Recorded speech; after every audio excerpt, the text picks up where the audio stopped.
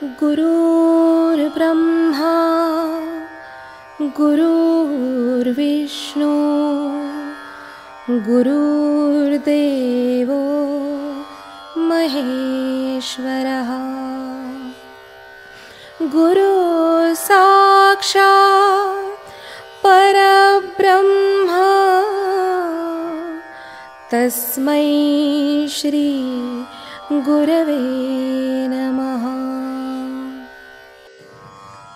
सद्गुरुनाथ महाराज की जय। आणि हे अनेकांचे काय सांगावे, रावळा आपणची येऊनी व्यासदेवी, तुझे स्वरूप आगवे सर्वदा सांगितले. शेवटच्या 3 ओव्या या श्लोकात राहिलं तर आपल्या त्यापासून कंप्लीट करू. भगवंता, दुसऱ्या ते कशाला सांगू, पुष्कळदा स्वतः भगवान व्यासांनी आमच्या राजवाड्यात येऊन तुझ्या स्वरूपाचे सदा संपूर्ण वर्णन करीत असावे. हे थोडक्यामध्ये जशी आपली स्थिती असते की आपणही विविध प्रकारचे वाचन करत असतो, आपल्याला काही माहिती नसतं अध्यात्मार्थ असं काही नाहीये, लक्षात घ्या. आपणही त्याचा अभ्यास केलेला असतो, पण आपल्या बुद्धीच्या मर्यादेच्या जाणीवेतनं केलेला असतो. त्यामुळे समग्र त्याचं ज्ञान होणं हे अवघड जातं आपल्याला, परंतु गुरुकृपेमुळे ते प्राप्त होऊ शकतं. पण प्रयत्न हा आपल्याला करावाच लागलेला आहे. लक्षात घ्या, काय आहे या सगळ्या याच्यामध्ये चैतन्य वरती आहे, जडत्व खालती आहे. जडत्वातनं हळूहळू हळूहळू चैतन्याकडे वाटचाल करायची आहे, असा मार्गाचा हा प्रवास आहे. आता जडत्व म्हणजे भौतिकता, भौतिकतेच्या जाणीवा. म्हणून आता जे आपण म्हणतो भौतिक विश्व, भौतिकतेमध्ये युरोपियन कंट्रीज बंद वगैरे, बुद्धिवादी किंवा भौतिक जडत्वाच्या जाणीवेतूनच फक्त शोध घ्यायचा, म्हणजे जे दिसेल तेच खरं मानायचं, हा भौतिकतेचा एक भाग झाला. परंतु त्याच्यानंतर त्यांच्या असं लक्षात आलं की सर्वच गोष्टी भौतिकतेतनं समजण्यासारख्या नाहीये. हे परिवर्तन आहे बघा. म्हणजे परिवर्तनाच्या प्रक्रिया कशा चालतात हे समजण्यासारख्या गोष्टी येतात. की अगोदर माणसाचा स्वभाव काय आहे, भौतिकतेशी मला जे दिसते ते खरं मानायचं. म्हणजे युरोपियन कंट्रीज मध्ये जे अज्ञान होतं ते अशा स्वरूपामध्ये होतं, आणि आपल्याकडे काय होतं, म्हणजे भारतामधल्या ऋषीमुनींच्या जाणीवेतनं चैतन्यच ते मानत होते. पूर्वीच्या काळामध्ये हे 2 डिफरन्सेस आहेत. आपण जर विचार केला तर आपल्या लक्षात येईल की एक डिफरन्स काय आहे, युरोपियन कंट्रीज मधलं पाश्चात्यांमध्ये फक्त भौतिकता, जे मला दिसेल तेच मानायचं, आणि आपल्याकडे काय होतं, चैतन्य. म्हणजे माझ्यातला भ्रम काढून टाकायचा, मी संन्यस्त वृत्तीचं व्हायचं, हे सगळं खोटं आहे असं मानायचं वगैरे. आणि मानायचं काय, फक्त चैतन्य मानायचं होतं की नाही, असंच होतं ना. म्हणजे हे 2 टोकन आहे का नाही, असा विचार करा तुमचा. आणि आता तुम्हाला याच्यातून असं लक्षात येईल की हळूहळू माणसाच्या जाणीवांमध्ये कशा प्रकारे फरक पडला. भौतिकतेमध्ये ते दिसेल तेच खरं मानायला लागले, परंतु नंतर असं लक्षात आलं त्यांच्यात की दिसण्याच्याही म्हणजे मन बुद्धीच्याही पलीकडे काहीतरी अजून कुठली तरी गोष्ट आहे. म्हणजे सायकोलॉजी डेव्हलप झाल्या, मनाच्या जाणीवा ते समजून घ्यायला लागले की मन दिसत नाहीये पण मन मानायला लागले, बुद्धी दिसत नाहीये पण बुद्धीचं कार्य मानायला लागले. हे सूक्ष्मात आले की नाही. म्हणजे भौतिकतेतनं सूक्ष्मात जाण्याची जी उडी आहे ती पण एक प्रकारे क्रांतीची स्टेजेसच म्हणायला पाहिजे. नंतर भौतिकतेत काय झालं की आपण इथं समजा आपला टीव्ही आहे, इथं युनिट बसवलंय टीव्हीचं, आणि कुठं तरी त्याचं प्रक्षेपण सिंहगडावरून होतं धरून चला, किंवा मुंबईवरनं सिंहगडावर येतं, सिंहगडाला आपल्याकडे येतं, हे समजण्यासाठी. म्हणजे काय झालं, प्रक्षेपण जे होत आहे मुंबईहून किंवा ज्या स्टुडिओ मधनं त्या प्रक्षेपणाला म्हणजे तिथं असणाऱ्या जडत्वाला सूक्ष्मात परावर्तित केलंय. बघा आधुनिक सायन्स आहे हे. म्हणजे कसं सायन्स सुद्धा जे जडत्वाला मानत होतं फक्त ते सुद्धा कसं सूक्ष्मात परावर्तित होतंय. बघा बघण्यासारखा विषय आहे हा, आला की नाही. आणि मग त्या जडत्वाला सूक्ष्मात परावर्तित केलं, त्याला वेव्ह फॉर्म मध्ये आणलं जे दिसत नाहीये, आणि परत एक जड वस्तू बसवली सिंहगडाच्या टोकावरती की त्याच्यामधनं येणारा त्या वेव्ह परत कॅच केल्या गेल्या आणि त्यांची फ्रिक्वेन्सी परत काहीतरी बदलून परत आपल्या घरात जे जडत्व बसवलेलं आहे त्याच्यात सोडल्या. म्हणजे जडत्वाच्याच आधाराने परत निर्गुणाच्या जाणीवेत जाणं आणि निर्गुणातनं परत जडत्वात यायचं आणि जडत्वातनं परत निर्गुण व्हायचं आणि निर्गुणातनं परत जडत्वातनं प्रवाहित व्हायचं. बघा सिस्टीम तीच झाली ना. म्हणजे जे जडत्व मानत होते ते आता अंतर्मुख होऊन, पण तरी अजून दृष्टी बाहेरच आहे ना. असं काही समजायचं कारण नाहीये की त्याच्यामुळे त्यांनी ईश्वराला मानलंय. अजून बुद्धिवादी लोक किंवा जडत्वाचा प्रखरपणे भूमिका मांडणारी लोक ईश्वराला मानत नाही. परंतु त्याच्यातनं ते जेव्हा अजून अंतर्मुख होती, म्हणजे जे आपल्या तत्वज्ञानामध्ये सांगितलेलं आहे त्या तत्वज्ञानाच्या दृष्टीने चैतन्यापर्यंत, त्यांना ते कुठेतरी त्याला ते आज्ञेय म्हणतात. त्याचा शब्द जो आहे तो आज्ञेय म्हटलेला आहे. ज्याचं ज्ञान नाही असं काहीतरी आहे, त्याचं ज्ञान नाही. आम्ही त्याला हे परमेश्वर किंवा तुम्ही जे म्हणतात तसं काही मानणार नाही. मग त्याला ते निसर्ग म्हणतील, हे म्हणतील, ते म्हणतील, सर्व म्हणतील. पण ही एक स्टेजेस आहे, त्या घडत जातील हळूहळू. तेव्हा त्यांनाही लक्षात येईल की हे चैतन्य अशा प्रकारे आहे. आणि इकडं जे होतं आपल्यामधल्या ज्या भूमिका होत्या की फक्त चैतन्यच आहे, बाकी सगळं जूट, तर त्यातही कसा बदल होत चाललाय. म्हणून कृष्णाने जे भगवद्गीतेत सांगितलेला आहे तो फार क्रांतिकारी बदल आहे त्या काळाच्या दृष्टीने की सर्वं खलु इदं ब्रह्म, मीच ब्रह्म आहे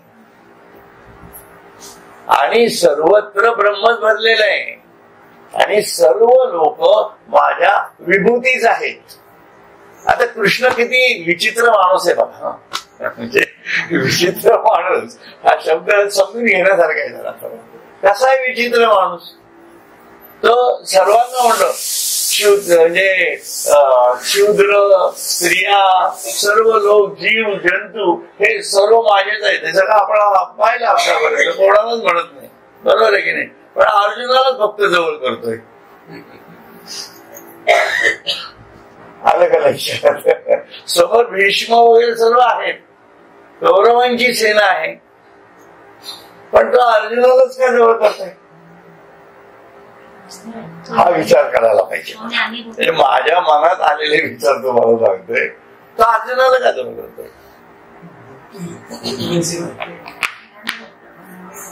ज्ञानी भक्त तर आहेतच. भीष्माचार्य काय कमी ज्ञानी होते का? बरोबर आहे ना. द्रोणाचार्यांना काही कमी ज्ञान होतं का अर्जुनापेक्षा? अर्जुन श्रीकृष्णाला पूर्ण समर्पित झाला. हा एक भाग आहे. म्हणजे वेगळ्या भाषेत बोलायचं झालं तर कसं आहे की कृष्णाला जे साध्य करायचं होतं त्या साध्याच्या दृष्टीने अर्जुन हा त्याच्यापाशी अहंकार विरहित होता. बघा, आणि कौरवांची सर्व जी लोक होती ती सर्व कुठल्या ना कुठल्या तरी कारणाने अहंकारग्रस्त होती. म्हणजे त्यांच्यात परब्रह्म आहे, त्यांच्यात परब्रह्म नाहीये का? त्यांच्यातही परब्रह्म होतच होतं, कारण त्याच्याच विभूती होत. परंतु अहंकार ही गोष्ट अशी आहे की ती परमेश्वरापासून आपल्याला विभाजित करते. म्हणून प्रत्यक्ष विचार रणांगणावर जेव्हा आला तेव्हा कृष्णाची विभूती म्हणून जर म्हणाला अर्जुन होता, विभूती या विषयावर बोलतोय आपण. मी तुम्हाला काय सांगतोय ते लक्षात घ्या, म्हणजे तुम्हाला कळेल की ही कृष्णाची विभूती अर्जुन जावायला पाहिजे. आणि ते त्याला साध्य करायचं होतं की या व्यक्तीला माझं विभूतिमत्व जर दिलं तर ही व्यक्ती संपूर्ण धर्माची स्थापना करेल. म्हणून जगामध्ये ज्या ज्या विभूती आहेत त्या त्या सर्व ईश्वराच्या धर्माच्या स्थापनेसाठी काय. संत मंडळी बघा, प्रत्येक काळात होऊन गेलेले संत आहेत. ते एकदा आत्मज्ञानानंतर ईश्वराच्या जाणीवेत जेव्हा जातात तेव्हा ते विभूतीच होतात ना. मग त्यांच्या परिसरात जे कार्य चालतं ते ईश्वराचंच कार्य चाललं, कारण ते ईश्वराला अनिश्चित असणाऱ्याच गोष्टी त्यांच्याकडनं घडणार आहेत. गोंदवलेकर महाराज म्हणा, रामदास स्वामी म्हणा, सर्व संत कुठलेही जे संत पदावर आलेले ते. अशा प्रकारे हा अर्जुन जरी सगळे त्याला विभूतीसारखे वाटत होते तरीही अर्जुन हाच त्यांनी सिलेक्ट केला होता आणि त्याच्यामध्ये त्याला आत्मज्ञानापर्यंत न्यायचं आणि त्यालाच आपलं व्यक्तिमत्व अर्जुनाला एकट्याला त्याचं व्यक्तिमत्व कळलंय बघा. धर्मराज सुद्धा होते म्हणून मी म्हटलं, म्हणजे युधिष्ठिर जे होते ते सुद्धा खूप ज्ञानी होते. सत्यवचनी, एकबाणी, एकवच सर्व होतं त्यांच्यामध्ये, नाही असं नाही. परंतु कृष्णाने अर्जुनाला सिलेक्ट केलं, कारण युधिष्ठिराकडनं त्याचा जो हे झाला, काय म्हणतात, निर्णय चुकला ना एक प्रकारे. सगळ्याला कारण कोण झाला, बेसिक कारण कोण झाला, युधिष्ठिर झाला ना. आणि युधिष्ठिराला आपण म्हणतो युधिष्ठिर ज्ञानी होते, सर्व होते, म्हणजे त्यांच्या याच्याबद्दल म्हणायचं नाही. परंतु कृष्णाला इथं बोलवायला नको ही युधिष्ठिरांची आयडिया होती. तो आमच्या भावांमध्ये घेऊन पहा, आलं मी लक्षात, अशी ती होती. म्हणून कृष्ण का आला नाही, युधिष्ठिराने बोलावलंच नाही ना त्यांना. युधिष्ठिराने जसं कृष्ण हा मामा भाऊच होता ना त्यांचा, त्यांनी त्यांच्या मामाला धरलं होतं, शकुनी मामाला. आता कृष्ण समजा तिथं असता तर शकुनी मामाचं काय चाललं असतं काय, त्या गोट्या उलट्या करून परत सुलट्या पडल्या असेल आहे की नाही, कारण तिथं असं ते टिकतच नाही, अशी भूमिका आहे. त्यामुळे हे सर्व गोष्टी ज्या आहेत आपण सर्वांनी अभ्यास केलेला असतो, महाभारत ऐकलेलं आहे, रामायणचा अभ्यास केला आहे, सर्व संतांची चरित्र वाचलेली असतात. परंतु त्यातला नेमकेपणा जो सांगितला जातो किंवा जो आपल्याला माहिती असणं गरजेचं असतं तो गुरुच सांगू शकतो. असं ते म्हणताय. आणि हे अनेकांचे काय सांगावे, रावळा आपणची येवनी व्यास देवे, तुझे स्वरूप आगवे सर्वदा सांगितले. म्हणजे दुसऱ्याचे कशाला सांगू, पुष्कळदा स्वतः भगवान व्यासांनी आमच्या राजवाड्यात येऊन तुझ्या स्वरूपाचे सदा संपूर्ण वर्णन करीत असावे. आपण ओम नमोजी अध्याय काय आज ऐकले काय, यशलता मग इकडच्या तोंडात किती वेळा ऐकलेले नाही का, रडो सोडो जोडो रे भ्रमरा वगैरे, ते आशा भोसले गाते, काय कमी गाणी माहितीत का आपल्याला, सर्व माहिती असते आपल्याला. पण त्याचा ज्या अर्थाच्या दुनियेत जे जावं लागतंय, अर्थाच्या म्हणजे त्या अंतर्भावात जावं लागतंय, त्या दृष्टीने म्हणताय. तरी तो आधारी चिंतामणी देखीला, जेवी नव्हे या बुद्धी उपेक्षेला, पाठी दिनोदेयी ओळखीला होय म्हणून. म्हणजे जसं एखाद्या अंधारा कोठडीमध्ये घरात अंधार ग्रुप झालेला आहे आणि अगदी मोठा हिरा ठेवलेला आहे तिथं, तो दिसणार आहे का अंधारा, तो दिसणार नाहीच आहे अंधारामध्ये. पण तो केव्हा दिसेल, जेव्हा दिवस उगवतो तेव्हा दिसणार आहे. म्हणजे थोडक्यात प्रकाश पडल्यावर तो दिसतो. त्याप्रमाणे तैसी व्यासाधिकांची बोरणी, या मदपाची चिद्रत्नांची आखाणी, तरी उपेक्षिल्या जात होती या तरुणी तुझवीन कृष्णा. म्हणून त्याप्रमाणे व्यासादिकांची बोलणी म्हणजे मला प्राप्त झालेला चैतन्य रूपी रत्नांच्या खाणीच होत्या. पण हे श्रीकृष्णा, तुझ्या सूर्यप्रकाशाच्या अभावी त्यांची उपेक्षाच होत होती. कारण ती जी काही दृष्टी प्राप्त व्हायला पाहिजे त्यासाठी ज्या गुरुकृपेची गरज असते ती गुरुकृपा तू भेटल्याशिवाय झालीच नाही. म्हणून इथं कृष्णाला तो गुरु मानतोय बघा. कृष्ण आता त्याचा मित्र सखा नाही राहिलेला, तर तो गुरु सारखा त्याला वाटायला लागलेला आहे. म्हणून सर्वमे दूतम मन्ये यन्मा वदसी केशव नाही ते न ही ते भगवन व्यक्तिम विदु देवा न दानवहा. सर्वमे दूतम, हे भगवंता केशवा, तू जे मला सांगतोस मन्ये यन्माम वदसी, तू जे मला सांगतोस ते सर्व खरे आहे. तुझ्या या व्यक्त सगुण श्रीकृष्ण स्वरूपाचा महिमा देव दानव यापैकी कोणीही जाणू शकत नाही. त्याच्यामुळे तुझं हे जे स्वरूप आहे हे कोणीच जाणू शकत नाही. आपण देव वगैरे सगळे म्हणतो, पण इथं देवाची भूमिका आपल्याला पूर्णपणे समजून घेतला आहे. म्हणजे जी ज्ञानेश्वरांनी मागे पण सांगितलेली 8व्या अध्यायात 9व्या अध्यायात पण त्यांनी विशद केलेली आहे की देव जी संकल्पना आपण मानतो आहोत त्याच्यामध्ये सर्व देव आले. जे आपल्या कुलदेवतेपासून अगदी सर्व देव देवता ज्या मानतो आपण त्या सर्व, हे म्हणजे परब्रह्म नव्हे असं त्यांना म्हणायचं. बघा, या गोष्टी डायजेस्ट करायला म्हणजे याचा अर्थ त्यांना कमीपणा येतोय असं समजतो ना आपण, ते चुकीचं आहे. ज्ञानेश्वरांना त्यांचा कमीपणा दाखवायचा नाहीये, कारण आपणच इतके अज्ञानात आहोत. बरोबर आहे. जसं एखादा माणूस असतो, धरून चला आता समजा मी आहे, माझा मुलगा आदित्य आहे, धरून चला, बरोबर. आता तो जेव्हा माझी कंपॅरिझन मोदींपाशी बरोबर करत असेल, धरून चला उदाहरणार्थ दाखवतो, किंवा लोकमान्य टिळक विद्वान लोकांचे असं आपण जर करायला लागलो तर आपले वडील लहानच वाटणार ना. तो काय असं म्हणणार आहे का?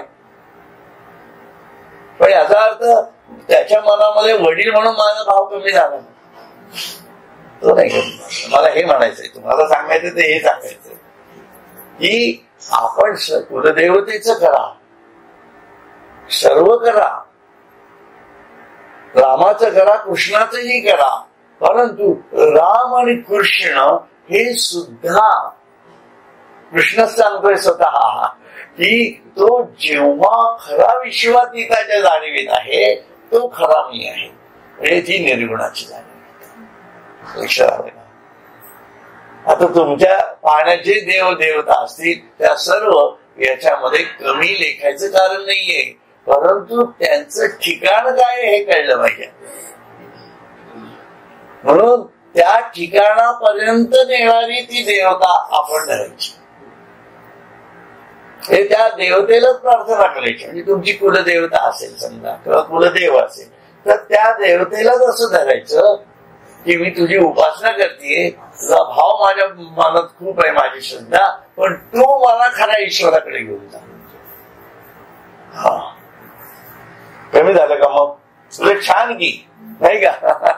आपलीच आई आपल्यालाच केळेवर घेऊन देवदर्शनाला जशी जाते लहानपणी, तसंच हीच प्रकृती माता आपल्यालाच केळेवर घेऊन त्या परब्रह्माकडे घेऊन जाणार आहे. किती सुंदर कल्पना आहे. आणि ती सर्व शक्ती माझ्या आतमध्ये बसलेली प्राणमय कोशाच्या ज्या सर्व जाणीवा आहेत त्या शक्ती स्वरूपातच आहेत ना. अशा दृष्टीने तर ते म्हणतात काय बघा, ते आता वाक्य सूर्य कर तुझे फाकले आणि ऋषींनी मार्ग होते जे कथिले, तर या आगवायांची ती फिटले अनोळखपण. तेच आता तुझे वाक्यरूपी सूर्य किरण माझ्या अंतःकरणात फाकल्यामुळे, तुझा जो तुझी काही दृष्टी दिलेली आहेस मला आतापर्यंत, त्यामुळे पूर्वी ऋषींनी जे मार्ग सांगून ठेवले आहेत त्या सर्वांची आज ओळख पटली. जणू कुठलाही मार्ग असो जो अध्यात्मामध्ये सांगितलेला आहे, म्हणून ते त्यांनी कर्म, ज्ञान, भक्ती वगैरे ते सगळं झालंय. आता असं त्याच्याबद्दल काहीच म्हणत नाही, पण हे सर्व मार्ग शेवटी तुझ्यापाशीच येऊन मिळतात. हा महत्वाचा विषय आहे. म्हणून तुम्ही कुठल्याही मार्गाने जा, पण आपण जर तिथं पोहोचू शकत नसू तर मार्गात खोट आहे हे कळलं पाहिजे. मी जे म्हणतो ते म्हणते, म्हणजे सर्व मार्ग त्याच्याकडे जाणार आहेत, पण आपण गेले तर 10 वर्ष एकच साधनं करतो आहोत आणि त्या साधनेमधल्या टप्प्यांमध्ये जर आपण कुठंच पोहोचू शकत नसू तर एकतर आपली साधनं चुकीची आहे, और अदरवाईज आपल्याला कुठंतरी साधना मार्गात बदल करता यायला पाहिजे. तो आपल्या प्रकृतीला डायजेस्ट होत नाही. बघा, हे वेगळं गणित आहे त्याला, म्हणून सांगतोय तुम्हाला. आणि मार्ग तेच आहेत, कर्म, भक्ती आणि ज्ञान. आणि तिन्ही जाणीवा आपल्यातल्याच आहेत. म्हणून आपण किती भक्तिभावाचे आहोत, आपण किती बौद्धिक जाणीवेतनं चालतो आहोत, आणि आपण किती त्या दोन्ही जाणीवा कर्मातनं आणतो आहोत. लक्षात आलं? म्हणून बघा, कर्म करणारी माणसं जे असतील, ज्या वयामध्ये आपल्या समोर बसलाय मुलगा, हा उद्या याला कर्म करायचंय आणि हा सतत जर पांडुरंगच करत बसला तर चालेल का? कारण त्याला सर्वस्व सोडून जाण्या इतपत जी भक्तीची जाणीव यायला पाहिजे ती तुकारामासारखी आली जोपर्यंत येत नाही तोपर्यंत त्याला स्वतःला, पण तो ज्या भूमिकेतनं आता आलेला आहे त्या भूमिकेमध्ये त्याला ज्ञान घेणं गरजेचं आहे, त्याला स्वतःला सिद्ध करणं गरजेचं आहे. म्हणजे कर्म पण गरजेचं आहे आणि ते सिद्ध करत असताना अहंकार पण येणारच आहे. कुठली गोष्ट सिद्ध करायची हे अहंकार यायलाच पाहिजे ना. म्हणून हा जो व्यावहारिक अहंकार आहे, या व्यावहारिक अहंकारातनच माणसाला स्वतःला त्या वयामध्ये सिद्ध करावं लागतंय. आणि मग त्याच्यातनं पुढच्या स्टेप मध्ये सामाजिक स्तरावरती त्याला विचार करावा लागतो. मग हळूहळू ज्ञानाच्या भूमिका वाढत जातात आणि जीवन जगत असताना ते अध्यात्म कर्मात आणावं लागणार आहे. आणि मग त्यातनं जी भक्तीची जाणीव हळूहळू तयार होईल. म्हणून भक्तीची जाणीव कशी आहे? जेव्हा तुम्ही देवासमोर पूजा करता, जप करता, याच्यात भक्तीची जाणीव आहेच. आणि तुम्ही काय भक्ती सोडली का तुमची? तुमचं काही वाचन वगैरे जे चालणार असेल पुढच्या आयुष्यामध्ये ते काही संपणार आहे का? तेही संपत नाहीये. कर्म जे करावं लागतं तेही संपत नाहीये. मग या तिन्ही जाणीवा पर्सेंटेज वाईज आपल्यात काय आहेत याचा आपल्याला अभ्यास करून त्याप्रमाणे आपलं जीवन आखता यायला पाहिजे. कारण आपला रस नेमका कशात आहे हे पण बघावं लागतं. कुठल्या देवत्वाकडे पाहून आपल्याला खरोखरच मोहरून येते किंवा आपले अष्टसात्विक भाव भरून येत आहेत, हा पण विषय आपल्या दृष्टीने महत्वाचा आहे. कारण ते देव तो आपल्या तेवढा जवळचा असतो ना. तुम्हाला समजा आता कोणी सांगितलं की शंकराचार्यांची उपासना करा. कोण शंकराचार्य? त्यांच्या स्वतःचा फोटो सुद्धा माहित नाही, चेहरा सुद्धा माहित नाही. कुठले शंकराचार्य, आद्य शंकराचार्य, मग त्यांचं कर्तृत्व काय, हे सर्व समजून जोपर्यंत आपण घेत नाही तोपर्यंत शंकराचार्य बद्दल आपल्याला काय वाटणार आहे का? तसंच आहे ते. म्हणून आपल्याला ज्या देवाबद्दल प्रीती आहे त्या प्रीतीतनच पुढे जायचंय. लक्षात घ्या, ज्या काठावर आपण उभे आहोत त्या काठावरच सुरुवात करायची आहे. दुसरे काठ धुंडाळत बसायचे नाहीये. लक्षात घ्या, हे अध्यात्माचं गणितच असं आहे. म्हणून जिथं आहात तिथून सुरुवात करायची. हा, तुम्हाला ज्ञानेश्वर माऊलींबद्दल प्रेम वाटत असेल धरून त्यांचीच भक्ती करा. तुम्हाला गोंदवलेकर महाराजांबद्दल वाटत असेल प्रेम, त्यांची भक्ती करा. अक्कलकोट महाराजांची वाटत असेल, गजानन महाराजांची वाटत असेल, ते देव स्वरूपच समजा. आणि म्हणून जाणतेनी गुरु भजिले, हे सर्व गुरु आहेत. शेवटी कृष्ण जरी इथं असला, देव आपण मानत असलो, तरी अर्जुन त्याला काय म्हणतोय, गुरुच मानतोय ना. तर आला ना गुरुच्या स्थानावरती. म्हणून हे सर्व गुरु आहेत हो आपले. म्हणून रामाबद्दल प्रीती असेल तर रामदासांसारखं रामाला गुरु माना. राम प्रत्यक्ष येऊन अनुग्रह देईल. एवढ्या अनुदिनी अनुतापे तापलो रामरायापर्यंत जायला पाहिजे ना, तर राम अनुग्रह देणार आहे. रामदास स्वामींनी केव्हा दिला? रामदास स्वामींना अनुग्रह केव्हा मिळाला? जेव्हा एवढं सर्वस्व सोडून वयाच्या 12व्या वर्षी 8व्या वर्षी सर्वस्व सोडून सावधान मटकनगुल झाले, एकदम नाशिकला जाऊन बसले. तेवढी ताकद आहे ती. आपल्याला जमणार आहे काही? आपल्याला जमणार नाहीये ते. म्हणून आपला पोच, आपली पोच हे सर्व बघायला पाहिजे. म्हणून त्या भूमिकेतनं आपल्याला अध्यात्म पण समजून घ्यायचंय. परंतु कुठं जायचं आहे हा अभ्यास फक्त सत्संगाच्या दिवशी करण्याचा नाहीये. हा अभ्यास रोजच्या जीवनात रोज करता यायला पाहिजे. असा हा प्रकार आहे अध्यात्म हा. फक्त मी काही दिवसच फक्त जातो, मग एरवीला मला ते जमत नाही म्हणून पण एरवीला जेव्हा तुम्ही मोकळे असता, असं कुठलाही जगातला माणूस नाहीये की ज्याला दिवसामध्ये तासभर वाचन करता येत नाही. कुठलाच माणूस नाही लक्षात घ्या. आणि जे आपण जर असं मनाने ठरवलं ते आपल्याला वेळच नाही, तर आपण आपली फसवणूक करतो, दुसऱ्याची नाही. काय फरक पडतोय कोणाला? त्यामुळे रोजचं वाचन, मनन, चिंतन हे व्हायलाच पाहिजे. बाकीचे तास आहेत ना सगळे दिलेले,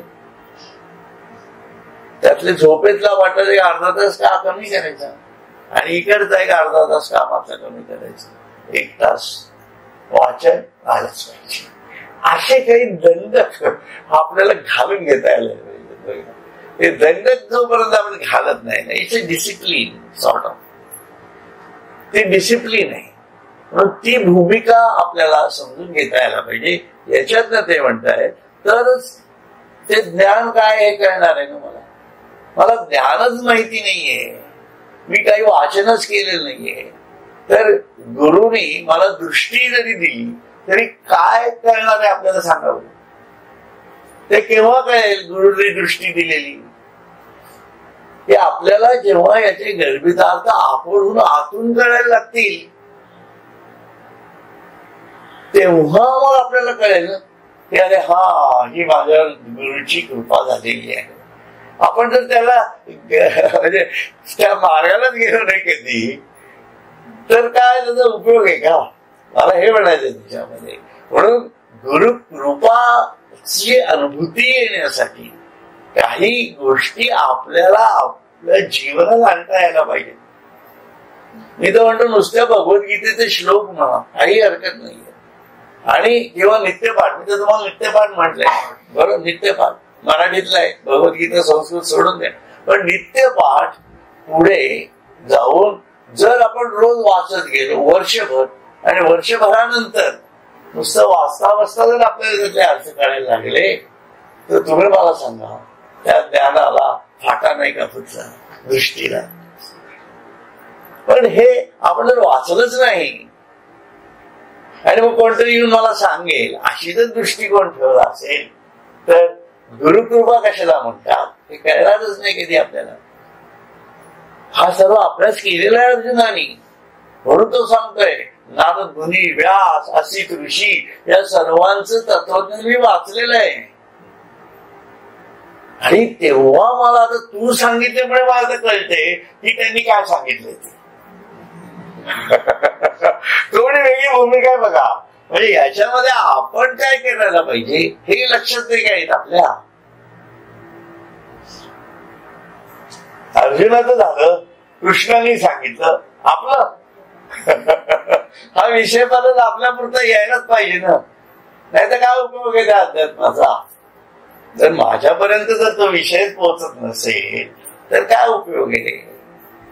पण त्याच्यासाठी मग असे प्रयत्न लागतील. मग तो कृष्णच आपल्याला सांगणार आहे गुरुच्या स्वरूपामध्ये कुठं ना कुठं तरी काहीतरी गोष्टी अशा घडत जातात की त्या आपल्यापर्यंत ऑटोमॅटिक पोचत्या होतात आणि दृष्टीला एक वेगळं वळण मिळायला लागतं. पण त्याच्यासाठी आपले प्रयत्न खूप गरजेचे आहेत. त्या भूमिकेतनं म्हणतात जी ज्ञानाचे बीज तव तयाचे बोल म्हणजे माझी हृदय भूमिकेत पडिले सखोल वरी ये कृपेची दाहली बोल म्हणून संवाद फळ.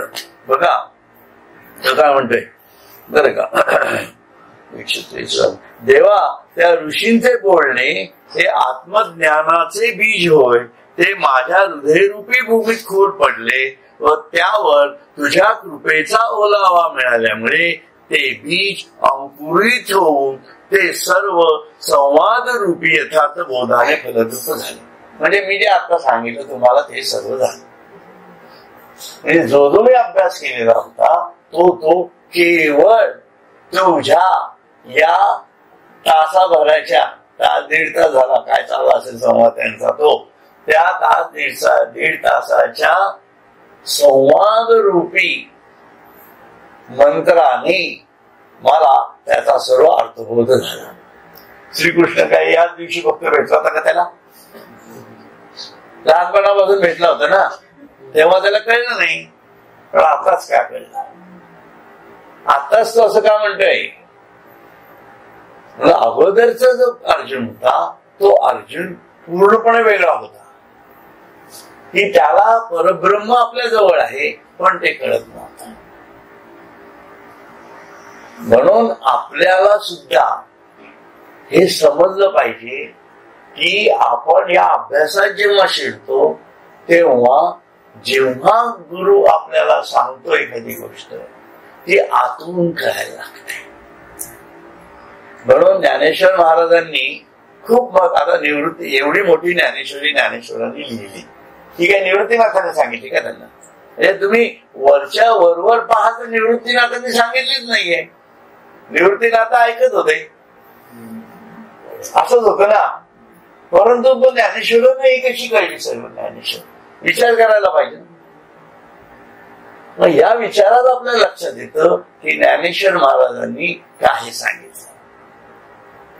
मोटके गुरुमुखे उदयी जात दिसे हृदयी स्वयंभूची असे प्रत्यक्ष फावो लागे तैसे आपैसयाची.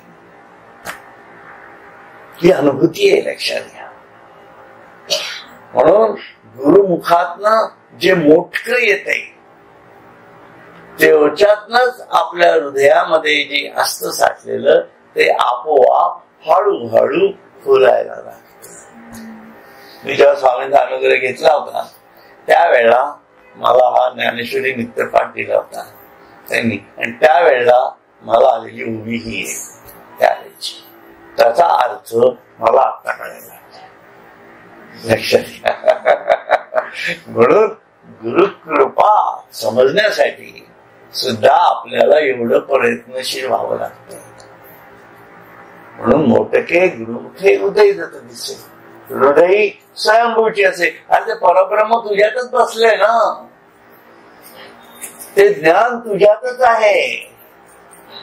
फक्त तू त्याच्यावरची जरा थोडी दिवाळीची झाडझूड करून घे. तर मी काही लोकांना एक मेसेज पाठवला होता. असं डोकं आहे त्याच्या आतमध्ये जळमट झालेली या दिवाळीने सर्व क्लीन केला म्हणून असं पाठवलं. मेंदूतली जळमट तसं ते तसं ते आपल्याला करावं लागणार आहे. आणि ही भूमिका होते. म्हणून ज्ञानेश्वर महाराजच म्हणतात मद हृदयी सद्गुरु. म्हणून ते जे हृदयातले सद्गुरू आहेत तेच आपल्याला मार्गदर्शन करत आहेत. म्हणून जसे योगी अरविंद म्हणतात की we talk volumes but in silence. म्हणून या सायलेन्स झोन मध्ये आपल्याला जाता यायला पाहिजे. बरोबर ना? आणि तेही बडबड न करता. सायलेन्स झोन आठवतो ना राम करता असं आहे ते. आणि तिथं जेव्हा आपण जातो तेव्हा आपल्याला त्याचे अर्थ ऑटोमॅटिक कळायला लागतात. ही भूमिका आपण लक्षात घ्या. त्या भूमिकेतनं म्हणतायत, अहो नारदादिका संता त्यांची या उक्तिरूप सरिता मी महोदधी दाहतो अनंता संवाद सुखाचा. म्हणजे नारद मुनी सारखे अनेक संत ज्यांचे तत्वज्ञान मी ऐकत आलेलं आहे, ज्यांचा अभ्यास मी करत आलेला आहे, वेगवेगळ्या संतांचा या जणू काही नद्या आहेत. हा अभ्यास करणं विविध संतांचा, हे धरून त्याला आपण अरविंदांचा अभ्यास करतो, दासबोधाचा अभ्यास केला, ज्ञानेश्वरीचा करतो आहोत, आणि हे सर्व अभ्यास जे आपण करतो आहोत हे कुठे येऊन पोचतायत, आपल्या चित्तामध्ये ते साठत आहेत. आणि जेव्हा अशा प्रकारे गुरुकृपा होते तसा हा ज्ञानाचा सागर आपल्या आतमध्येच तयार होत आहे. नद्या शेवटी कुठे जाऊन मिळतात, सागरातच जातात ना. तसं ही गुरुकृपा जेव्हा होते तेव्हा तो महोदधी होऊन बसतो त्याच्या चित्ता. तर सर्व तत्वज्ञान शेवटी एकाच ठिकाणी येऊन पोहोचतंय असं त्यांना म्हणायचंय. अर्जुनाला म्हणायचे, प्रभू आघवेनी येणे जन्मे जे पुण्य केली मिया उत्तमे त्यांची न टकतीची अंगी कामे सद्गुरु तुवा. देवा या आणि मागील सर्व जन्मात जेवढे काही निष्काम पुण्य केले असेल त्याचे सद्गुरु प्राप्ती हे जे फळ ते कधी होत नाही असे नाही, म्हणूनच तू मला सद्गुरु प्राप्त झालास. म्हणून या सगळ्या गोष्टींचा उपयोग आपल्याला कुठे होतो तर या ज्ञानाला विविध, आता आपण सर्वजण बघा ना, कुठल्या कुठल्या वेगवेगळ्या गोष्टी शिकून आलेलो आहोत, अभ्यास करून आलेलो आहोत. त्या एकाच गोष्टीचा अभ्यास केलाय का आपण? फक्त कोणी रमण महर्षींचाही वाचलं असेल, कोणी गोंदवलेकर महाराजांचं, कोणी रामदास स्वामींची, कोणी एकनाथ महाराजांचं, तुकारामाचं, कोणी विविध लेखकांचं सुद्धा तत्वज्ञान मांडलेलं त्यांच्या पद्धती ऐकलेल्या असतात, बेलसरांसारखं वाचन केलेलं असतं आहे की नाही, विविध लोकांची प्रवचनं ऐकलेली असतात. हे सर्व ज्ञानगंगाच, या ज्ञानाच्या नद्याच आपल्यापर्यंत आलेले आहेत. परंतु ही सर्व ज्ञान जेव्हा गुरु प्राप्त होतो तेव्हा ती एकत्रित जाणीवेत येतात. आणि शेवटी या सर्व ज्ञानाचा उपयोग काय? खूप वाचन केलंय, खूप ठिकाणची माहिती आहे, हे सर्व आहे, ठीक आहे ना. याच्यामुळे आज आपण कुठेतरी एका पोझिशन मध्ये येऊन पोहोचतो की तिथं आपल्याला सद्गुरु नेऊन पोचत करतात. नियती, त्याला नियती म्हटलं. म्हणून नियती आपल्याला कुठं नेती आहे, काय ती काय दाखवतीये आपल्याला हे पण कळलं पाहिजे. लक्षात ही भूमिका आहे त्याच्यामध्ये. म्हणून ते म्हणतायत की त्याप्रमाणे श्री गुरुकृपेने संपूर्ण श्रवण, हेच ना चाललंय नाही, हा सॉरी, सद्गुरु प्राप्ती हे जे फळ जे कधी होत नाही असे नाही, ते कधी होत नाही असं नाही. प्रत्येकाला सद्गुरु प्राप्ती ही होतेच होते. परंतु त्यासाठी अर्जुनाच्या अगोदरचं लाईट जसं झालंय ना, म्हणजे आध्यात्मिक जीवनाबद्दल बोलतोय. आपण काय कुठं लढाया केल्या किंवा अशा दृष्टीने म्हणत नाहीये मी. अर्जुनाचं आध्यात्मिक हृदय कसं बनलंय ते त्यांनी सांगितलं. अनेक संतांच्या, अनेक लोकांच्या वाचनातून माझं हृदय बनलेलं. तसंच आपलंही हृदय तसं बनलं जर असेल तर ते योग्य मार्गावर सद्गुरु आपल्याला, म्हणजे नियती आपल्याला भेटवते. म्हणूनच तू मला सद्गुरु प्राप्त झालास हे जे म्हणतोय तो अर्जुन का म्हणतोय, आणि तेही आता म्हणतोय, त्याच्या अगोदर त्यांनी म्हटलेलं नाहीये, लक्षात घ्या. आणि त्याच्या बाकीच्या जीवनातही कधी म्हटलेलं नाही. हा मगाशी मी हा विषय टाकला होता तुमच्यासमोर. त्याच्यामुळे तो आताच म्हणतो आहे, कारण त्याला आता ते जाणवतंय की अरे मी जे वाचलेलं आहे ते मी प्रत्यक्ष परब्रह्म माझ्या समोर पाहतोय आणि ते तत्वज्ञान मला सांगताय. आणि त्याला हेही माहितीये गुरुगीताही त्यांनी वाचलेलीच असणार. म्हणून गुरु साक्षात परब्रह्म या जाणीवेतनं तो बोलतोय असंही म्हणायला हरकत नाही. आता ही जाणीव खूप महत्वाची. म्हणून आपल्याला सुद्धा हे जाणवलं पाहिजे कुठेतरी की जिथं आपल्याला हे ज्ञान कळतं, जिथं आपल्यामधला गणेश जागृत होतो, लक्षात, जिथं गणेश जागृत होतो, वाचन झालं, सर्व झालं आणि जे कळलं असं वाटतं ना, ते आपल्यामधला गणेश देवता आहे, ती जागृत झाली सगळ्यांची. मग कळण्याची अभिव्यक्ती ही गणेशाची जाणीव, ही देवता आहे. मूलाधारो स्थितोसी नित्यं. म्हणून प्रत्येक जाणीवेला जे जाणलं जातं त्याचा आधार गणेश. जे जे तुम्ही जाणलं असेल. आता यांनी गाणं खूप छान म्हटलं, आपण त्या गुरुच्या भावामध्ये गेलो, बरोबर आहे. ते जे जाणलं गेलं ना, तो आपल्याला गणेश लक्षात. असं प्रत्येक गोष्टीत गणेश दिसला पाहिजे. दुसऱ्याचं हृदय जाणलं तर गणेशाची केवढी मोठी कृपा आहे की नाही. अशा प्रकारे मूळ गणेश देवता आपल्यामध्ये कशी बसली आहे आणि त्या गणेशाच्या आधाराने परब्रह्माच्या जाणीवा आपल्याला जाणून घेता यायला पाहिजे. तर परब्रह्म सर्वत्र कसं बसलेलं आहे, ते त्याची विभूती कशा स्वरूपात आहेत हे समजणार आहे. आणि हे अर्जुनाला कळायला लागलंय. मुख्य म्हणजे हे अर्जुनाला कळायला लागलेलं आहे आता. म्हणून त्या भूमिकेत तो आहे आता. म्हणून ते म्हणतात बरं का, एरवी वडील वडिलांचे मुखे, मी सदा तुते काने ऐके, परी कृपा न कीजेची तुवा एके, तव नेणे वेची काही. वसुधा वाढ वडील विषय तोच आहे. वसुधा वाढ वडिलांच्या मुखाने मी तुझ्या स्वरूपाचा महिमा सदा कानाने ऐकत होतो, पण जोपर्यंत तुझी कृपा झाली नव्हती तोपर्यंत मला तुझा महिमा कळू शकला नाही. म्हणून भाग्य जे सानुकूळ जालिया केले उद्यम सदा सफळ, तैसे श्रुताधीत सकळ गुरु कृपा साच. म्हणून ज्याप्रमाणे आपले दैव जेव्हा अनुकूल होते तेव्हा केलेले सर्व प्रयत्न सफल होतात. बरोबर आहे. दैव अनुकूल आपण हे अनुभव घेतलेले. जेव्हा दैव अनुकूल असतं तेव्हा काय, तुम्ही हात लावाल तिथून सोनं काढणार आहे की नाही. पण तेच आता तुम्ही जा बरं नोकरीला, तुम्हाला घेईल की कोणी नोकरीला. मी आता गेलो आणि म्हटलं चला आहे जागा कारखान्याची, चला आता धंदा करू, पैसे मिळवू, परत मिळणार आहेत का? ते दिवस संपले, संधी संपली असं म्हणतो ना आपण, तशातला प्रकार असतो तो. म्हणून जेव्हा अनुकूल होते तेव्हा केलेले सर्व प्रयत्न सफळ होतात. त्याप्रमाणे श्री गुरुकृपेने संपूर्ण श्रवण व पठण केलेल्या वाचनांचा यथार्थ बोध होतो. म्हणून आता तुम्ही ज्ञानेश्वरी वाचा, आता तुम्ही अभ्यासाला सुरुवात करा.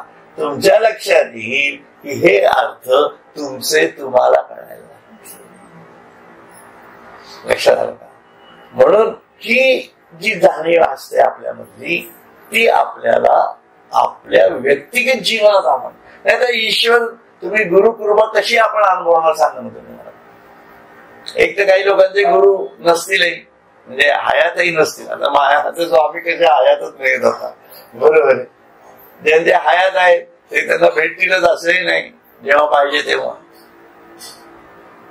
काय की नाही. मग ते गुरु त्याची कृपा जाणवणार कशी. म्हणून मच्छिंद्रनाथांचा जो प्रश्न आहे, जो मी गुरुपुत्रात मच्छिंद्र म्हणायचे गोरक्षनाथांचा जो गुरुपुत्रात सांगितलेला आहे की नाथ आता मी तुम्हाला बघू कसा. स्वतः त्यांनी खड्डा खणलेला आहे आणि दुसऱ्या दिवशी मच्छिंद्रनाथ समाधीस्थ होणार आहे. काय मच्छिंद्रनाथांची अवस्था असेल. मत्स्येंद्रगडावरती समाधी आहे मत्स्येंद्रनाथ, जाऊन बघा, अजूनही तिथं काही नाहीये, फक्त समाधी आहे. आणि अशी उंच आहे वरती, सिंहगडावर कसं असतं तसं खाल्लं सगळं ते विस्तार तो दिसतो जमिनीचा. असाची परिस्थिती. मग तिथं त्या रात्री त्या माणसाला जे माणूस म्हणण्याच्या गोरक्षनाथांना काय भूमिका असेल त्यांची बघा की त्याने उद्यापासून ही व्यक्ती आपल्याबरोबर नसणार. मग मी कसं बघू तुम्हाला, हा प्रश्न आहे. ती जी जाणीव आहे ती जाणीव ज्ञानेश्वर महाराजांनी अशी सांगितली, माझं हृदय भयंकर नाही का, असा प्रकार आहे बघा. म्हणून गुरु आपल्यापासून विलग करायचंच नाही त्यांना. आपण जसं आपण आपल्यापासून आत्म्याला विलग केलं ना, म्हणून जीवात्मा झालो ना. आता हे जर कळलंय तर गुरुला विलग करायचं कारणच नाही ना. उलट गुरुला जर आपण आपल्या हृदयात ठेवलं कायम तर काय होईल, आपण हळूहळू गुरुस्वरूप होऊन जातो. म्हणजे परब्रह्म प्राप्ती ऑटोमॅटिक. किती सोपी किमय आहे, सोपी की नाही. म्हणून गुरुला हृदयात ठेवा. हे अलग विलग काही विषय नाही. भेटला न भेटला हा विषय देत नाही ना. जसं आपलं मन बुद्धी चित्त अहंकार, अरे उठलं का, काय गेले 10 दिवस कुठे गेला होता मला तू, असं कधी प्रश्न विचारलाय का आपण? आपल्या बुद्धीला कधी असा प्रश्न विचारलाय का? ते कायमच बरोबर आहे आपल्या. It is understood. म्हणून त्या मनात आणि बुद्धीत कायम गुरु भरून टाकायचे. So simple. सिंपल नाहीये ते, समजण्यासाठी सिंपल. आणि साधारण ते छोटे छोटे मार्ग याचे तर खूप छान. म्हणून ते म्हटलं ना, योग सार हातात चढे. हे योग सार आहे ना, ते किती सोपं होतं बघा. नाही तर हे कसं करणार आपल्याला, कशी साधना करायची हे कळणार आहे का? हे कळणारच नाही ना कधी. म्हणून ह्या छोट्या छोट्या गोष्टी फार महत्वाच्या आहेत. आणि सर्व जीवन बहरून येणार आहे. म्हणून ते म्हणतात तसं. म्हणून ज्याप्रमाणे आपले दैव जेव्हा अनुकूल होते तेव्हा केलेले सर्व पर्यंत फळात होतात, त्याप्रमाणे श्री गुरुकृपेने संपूर्ण श्रवण व पठण केलेल्या वचनाचा यथार्थ बोध होतो. म्हणून गुरुकृपे विना नाही आत्मज्ञान असं म्हणतात. कारण नाही ही कृपा आपल्यावरती व्हायला पाहिजे. जी बनकर झाले शिंपी जीवेसाठी, पाडुनी जन्मे काढी आटी, तरी फळेसी त्याची भेटी जे वसंत पावे. माळ्याने आपल्या जीवाच्या मोबदल्याने तो किती जीव लावून तो माळी झाड लावत असतो बघ, आहे की नाही. पण त्या झाडांना फळ कधी येतात हो? त्याने लावली, अगदी 1 महिना गेला 2 गेला आणि फळ येते का त्याला? नाही. जेव्हा वसंत ऋतू येतो तेव्हा आपल्याला फळ येते. लक्षात. हा जो काळ आहे तो गुरुकृपेचा आपल्या मध्यात आपल्याला कळला पाहिजे असं त्यांना म्हणायचंय. म्हणून म्हणजे झाडाचे जगणे तेच आपले जगणे असे समजून झाडांना पाणी घातले आणि जन्मापाठी जन्म घेऊन असेच कष्ट केले, तरी पण एवढ्या कष्टानेही झाडांना फळे येतातच असे नाही. ते वसंत ऋतूच्या स्वाधीन आहे. लक्षात. म्हणून अनेक जन्म आपल्याला ही साधना करत राहावी लागणार आहे. किंबहुना आपण असे भाग्यवान आहोत की ही साधना अनेक जन्मांची आपण ऑलरेडी करत आलेलो आहोत. असं आपल्याला कमी लेखू नका की मला अजून अनेक जन्म घ्यायचे. अरे बापरे, मग आता हे कधी मला कळायचं, कधी मला देव भेटायचा, असं नाही. अरे माझे अनेक जन्म झालेलेच. आता सर्व ज्ञान कळतंय, काय नाही कळत आहे मला, सर्व कळतंय की नाही बसाई मॅडम? मग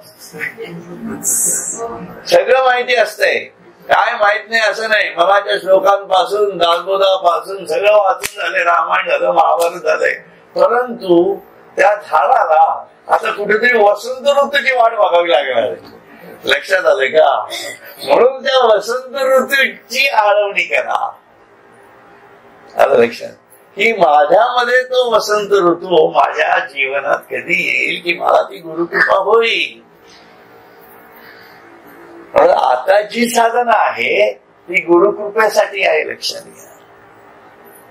अवघडापासून सुरुवात करायची वेळ गेली ना, आता काय अजून काय किती वेळा तेच वाचणार.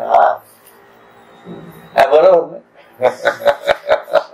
म्हणून त्या आपण आपल्या जाणीवेमध्ये कसं राहायला पाहिजे की ती भक्ती, ते ज्ञान आपल्या जागच्या जागी त्या आठवणीतच सतत घ्यायला पाहिजे.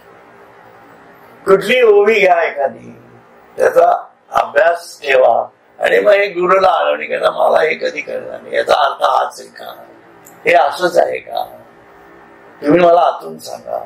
कधीतरी ते या प्रार्थना आपल्यातनं व्हायला पाहिजे. नाही तर होईल ना, आपलं काही कळत नाही, गुरुकृपा झाल्यावर बघू केव्हा कळतंय ते, असा अप्रोच असेल तर काय खरं नाही लक्षात. म्हणून मुलं जर शाळेमध्ये असं जर विचार करत असतील की वर्गात शिकवल्यावर बघू, तर तो पोरगा वर्गात शिकवल्यावरही त्याला कळत नाही, असा प्रॉब्लेम आहे. कारण तो जेव्हा स्वतः बसतो आणि त्या जाणीवेत जातो तेव्हा त्याला आतून त्याचा अर्थ उमगतो, लक्षात घ्या. म्हणून हे आतली प्रक्रिया आहे, त्याला बाह्य प्रक्रियेची गरजच नाहीये. शिवाजी महाराज काही 11वी पास झाले नव्हते किंवा सिव्हिल इंजिनिअरिंग केलं नव्हतं त्यांनी, किंवा कुठल्याही नेव्ही मध्ये नव्हते, एअरफोर्स मध्ये नव्हते. तानाजी मालुसरे होते का कुठे? की आतूनच येणारी जाणीव आहे. हो, म्हणून शिक्षण हे जे आपण शिक्षण म्हणतो ना, या शिक्षणाचा आणि अध्यात्माचा सुतराम संबंध, काही संबंध. ते करा, आता कंपल्शन झाले ते, म्हणून करायचं. कंटाळवाणा प्रकारे आयुष्यात काय कधी एकदा ते शिक्षण मला बी झालं ना मी शेवटी, तेव्हा मला अगदी अशी परिस्थिती, कधी ही परीक्षा एकदा संपते, कारण मी बी होतो, कंटाळा येतो. हो, शेवटी फार बोर होतं ते. विचित्र काम आहे शिक्षण म्हणजे. आणि तेच वाचा, तेच बघा, आणि मग एवढं करून ते यश मिळालं पाहिजे. मग ते यश मिळवण्यासाठी ती सर्व धडपड असते. असं आहे ते करावं लागतं, त्याशिवाय ती सवय लागत नाही, हेही तितकंच खरं आहे. परंतु म्हणजे त्याच्यामुळे आता व्यावहारिक जीवन समृद्ध होऊ शकतं ना. आधलीची पिढी तशी आहे, आता पूर्वीसारखं नाही राहिलेलं आहे की नाही, पूर्वीसारखं नाही राहिलेलं. श्रीमंत हे पण वाढले, भाववाढ पण खूप आहे. भाववाढ म्हणण्यापेक्षा ओव्हरऑल रिक्वायरमेंट बाहेरच्या वाढलेल्या आहेत, तसं काही नाही, तो विषय सोडून देऊ आपण. परंतु अहो विषमादे ओहट पडे, ते मधुर ते मधुर आवडे, पै रसायन ते गोडे, जे आरोग्य देही. त्याचप्रमाणे देवा त्रिदोषांची विषमता कमी झाली असता मधुर रस मधुर लागतो. जेव्हा दोष येतात आपला, त्रिदोष म्हणजे वात, कफ आणि पित्त, हे जेव्हा होतं तेव्हा जिभेला चव नाही, नाकाने वास घ्यायचा म्हटलं तरी वास येत नाही. हे त्रिदोष आपल्यात आले की तशा प्रकारे होतं. आणि देहाच्या ठिकाणी आणि जेव्हा हे कमी होतात तेव्हा मग ही चव लागायला लागते, असं बरोबर की नाही. म्हणून मधुर रस मधुर लागतो. आणि देहाच्या ठिकाणी आरोग्य असले तर रसायन परिणामकारक होते. आता बघा, तुम्ही आजारी असाल आणि टॉनिक घ्याल तर काय उपयोग आहे त्याचा? रसायन म्हणजे टॉनिक म्हणा, असा आपल्या दृष्टीने शब्द. म्हणून आजारपणामध्ये त्या आजाराच्याच गोळ्या घ्याव्या लागणार. लक्षात, आजारपण संपल्यानंतर मग तुम्ही B12च्या गोळ्या घ्या, D3च्या गोळ्या घ्या, हे सगळे ठीक आहे फॉर दॅट टू मेंटेन आणि अजून चांगली तब्येत करण्यासाठी. परंतु जेव्हा त्याचा तो जोर असतो आजारपणाचा, तेव्हा त्या अँटीबायोटिक घ्यावंच लागणार आहे, तशातला प्रकार येतो. म्हणून ते म्हणताय तसं का इंद्रिये वाचा प्राण या जालियांचे त्याची सार्थकपण, जे चैतन्य येऊन आपण संचरे माझी. चैतन्य शरीरात प्रवेश करते तेव्हाच इंद्रिये वाणी प्राण यांचे असण्याचे सार्थक होते, बरोबर की नाही. चैतन्य नसेल तर तो मेलेल्या त्या शरीराला काय अर्थ राहत नाही ना, कसं त्यांना म्हणायचे. तैसे शब्दजात आलोडिले अथवा योगाधिक जे अभ्यासिले ते तैची म्हणो ये आपुले जै सानुकूळ श्री गुरु. म्हणून तुमची कृपा झाली असतानाच त्यांना म्हणायचे त्याप्रमाणे मनुष्य जेवढे काही शास्त्रावलोकन करतो बरं का, किंवा योगाधिक मार्गाचा अभ्यास करतो, तेवढे सर्व श्री गुरुची कृपा झाली तरच खरोखर आपल्या स्वाधीन होते. तेच त्यांनी विषय तोच आहे, वेगळा नाही. ऐसिये झालीये प्रतीतीचे नि माझे अर्जुन निश्चयाची नाचतसे भोजे देवीची म्हणे देवा तुझे वाक्य मला मानले. सगळ्या अर्जुनाच्या जाणीव आहेत बघा या. म्हणून श्री गुरुकृपेने शब्द यथार्थ समजू शकतात. या आलेल्या अनुभवाने अर्जुन नाचू लागला. नाचू लागला म्हणजे आनंदाच्या उभ्या फुटायला लागल्या. एखादा अर्थ कळतो, जीवनाचं सार तत्व कळले हो, असं काय करतात. आत्मज्ञानाच्या जाणीवीत गेलेला आहे तो, आणि सर्व खरविदम ब्रह्म या जाणीवेपर्यंत येऊन पोहोचला आहे. आणि प्रत्यक्ष समोर असणारा श्रीकृष्ण म्हणजे हे त्याचं सर्व स्वरूप आहे. हे जेव्हा कळतं तेव्हा गुरु समजतो. लक्षात घ्या. आता अर्जुनाची स्थिती काय झाली की त्या ज्ञानाच्या जाणीवा त्याला स्वतःला असं जाणवायला लागलं की श्रीकृष्णामध्ये आहेत. म्हणून जेणे झालेली कर्मे आशेके सोडून द्या, ज्ञानाग्नीचे मुखे हे म्हणायला काही हरकत नाहीये. हे सगळं त्याच्या तोंडात आलेलं आहे ना. त्याच्या बाबतीत जेणे झालेली कर्मे आशेका हा विषय लागत नाही कृष्णाच्या बाबतीमध्ये. परंतु तो परब्रह्मची मनुष्य वेखे तो त्याने ओळखला. लक्षात आलं का. जेव्हा गुरुची ही परब्रह्म अवस्था शिष्याला कळते तेव्हा त्याची काय स्थिती होत असेल. तो जो आनंद विभोर होतो ती स्थिती अर्जुनाची झालेली. प्रॉब्लेम जो येतोय आपल्या भक्तीला, जे अडचणी येत आहेत ना सगळ्या या अज्ञानामुळे येतात, त्या अशा येतात कारण आपण गुरुला परब्रह्माच्या जाणीवेत बघू शकत नाही.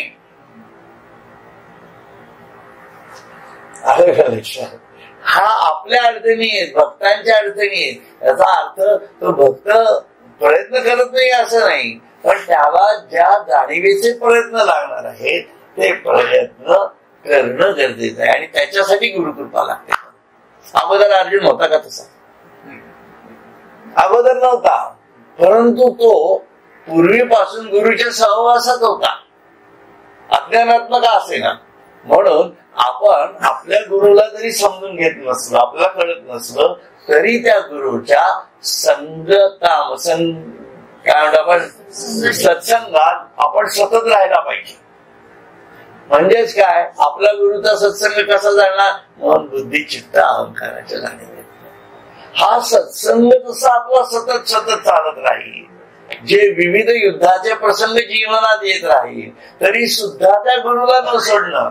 अर्जुनाने कधी सोडलं नाही. कुठलीही वेळ आली तरी मला तूच हवा हेच सांगितलेलं आहे. तो अज्ञानीच असेल ना त्यावेळेला. पण जेव्हा ती वेळ आली कुरुक्षेत्रावरती खऱ्या युद्धाचा प्रसंग जेव्हा येऊन ठेपला तेव्हा त्या गुरुनी त्याच्यावर गुरुकृपा केलीच केली. म्हणून तो नाचायला लागला. म्हणून हा गुरुचा जो सत्संग आहे हा आतून आपल्या जाणीवेत सतत ठेवता यायला पाहिजे. कारण ना जाने किस रूप में नारायण मिल जाए. आले का लक्षात. ही जाणीव त्याच्या पाठीमागे या भूमिकेतनं तो म्हणतोय. म्हणून अर्जुन नाचू लागला म्हणजे त्यांनी तर मत्त होऊन गेला म्हणालाय. दृढ निश्चयाची मूर्ती होऊन नाचू लागला व तसेच देवा तुझे म्हणणे मला पटले असे म्हणू लागला. या अर्जुनाच्या पटण्यावरती त्याला हे सर्व 9व्या अध्याय 10व्या अध्यायापर्यंत सर्व तत्वज्ञान सांगेपर्यंत अर्जुन एवढा बोलतच नव्हता. आता किती उघडला बघा एकदम, आहे की नाही. तसं झालं त्याचं ते. ऐसिये झालीये प्रतीतीची नि माझे अर्जुन निश्चयासी ते झालं. तरी साचची हे कैवल्यपती मज त्रिशुद्धी आली प्रतीती, जेतू देवा दानवांची मती जोगा नवसी. म्हणून हे कैवल्याचे स्वामी भगवंता, तू खरोखरच देव दानवांच्या बुद्धीस आकलन होण्यासारखा नाहीस, असं अर्जुन म्हणतोय. हे त्रिवार सत्य आहे असा मला अनुभव आला. त्यामुळे गुरु विना ब्रह्म नान्यत नान्यत नान्यत, हे जे म्हटलं जातं ते एवढ्यासाठी. कारण ब्रह्मप्राप्ती जी आहे ती गुरु कृपेशिवाय होतच नाही. त्याची कारण ही आहेत सर्व लक्षात. म्हणून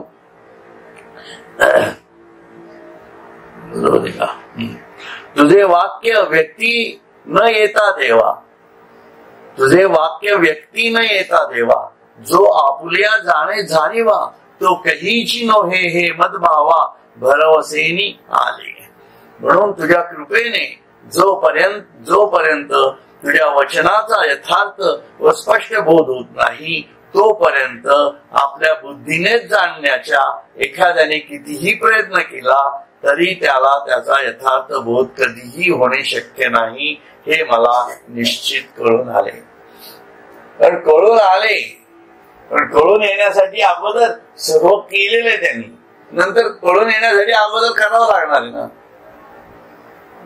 आहे की नाही. जेव्हा आपण म्हणतो की ऑलिम्पिक मध्ये जो शेवटचा जो क्षण असतो तो खूप महत्वाचा असतो, कोणाच्या दृष्टीने, जो अगोदर एवढा पळत आलाय त्याच्या दृष्टीने. आपण शेवटच्या क्षणाला फक्त उडी मारणार असू तर डिस्टन्स खूप राहणार. म्हणून पहिल्यापासून आपल्याला अर्जुनाच्या जाणीवेसारखं अर्जुन जसा जगला असेल त्याप्रमाणे आपल्याला जीवन घालवता यायला पाहिजे. म्हणजेच काय, हे अंतरंग चतुष्टयाचे सर्व खेळ आहेत, लक्षात घ्या. म्हणून अंतरंग चतुष्टय हे जेवढं ज्ञानाने भरता येईल, जेवढं सतत त्या जाणीवेत ठेवता येईल तेवढं सतत ठेवायचं. आणि एक वेळ अशी येते की गुरुकृपा झाल्याशिवाय राहतच नाही, आणि तो जो क्षण आहे त्याला तुकाराम महाराज म्हणतात, याच साठी केला होता हास शेवटचा दिन गोड. आले ना पांडुरंग, स्वतः आले, विमान घेऊन आले. मग त्यावेळेला काय सर्व ज्ञान तुकारामाच्या डोक्यात होतं का काय? ते सर्व असेल त्याच्या जागेमध्ये, पण तो इतका ज्ञानयुक्त भक्तीत गेलेला होता की तुकारामाला त्या ज्ञानाची प्रत्यक्ष त्रिपुटी संपलेली होती सर्व. त्याला त्रिपुटी मिटणं म्हणतात, ज्ञान आणि ज्ञेयाची ती त्रिपुटी सुटली. एवढ्या जाणीवेपर्यंत पोहोचला ना अर्जुन. आता अर्जुनाचं काय झालंय इथं, आता ती स्थिती झाली अर्जुनाची. आता त्या भूमिकेत अर्जुन आलेला आहे. म्हणून ते म्हणताय, स्वयं एव आत्मनात्मानं वेत्थत्वं पुरुषोत्तम भूत भावन भूतेश देव देव जगतपते. आता जोर जोरात म्हणायला लागा, हे पुरुषोत्तमा, हे जगतकर्त्या, हे जगन्नियंत्या, हे देवादिदेवा, हे जगतपते, तूच एक स्वतःला जाणू शकतोस. आम्ही कोणी तुला जाणू शकत नाही. तूच एवढा अनंत आहे. हे ब्रह्मांड कळलं म्हणजे परमेश्वर कळत नाही, लक्षात घ्या. ब्रह्मांड एक भाग आहे. अनंत कोटी ब्रह्मांड जरी कळलं तरी तो परत त्याच्याही पुढे आनंद राहतोच आहे. मग कळणार कसा? किती बुद्धीने व्याप करणार आहात आपण. एवढा व्याप न करता त्यालाच शरण जायचं, आपलं लघुत्व ठेवायचं आणि त्याच्यातच मिळून जायचं, आहे की नाही. म्हणून तो केवढा याने हाकारतोय बघा, हे पुरुषोत्तमा, हे जगतकर्त्या, हे जगन्नियंत्या, हे देवादिदेवा, हे जगतपते, तूच एक स्वतःला जाणू शकतोस. आम्ही कोणीही तुला जाणण्यास पात्र नाही जोपर्यंत तू आम्हाला पात्र करतोस. म्हणून त्याने आपल्याला पात्र केलं की आपण सर्व पात्र. नाहीतर नुसतेच पात्र म्हणून. ही अत्यंत महत्वाची आहे गोष्ट. तर मला वाटतं या 15व्या ओळीपाशी श्लोकापाशी आपण आता विराम घेऊया.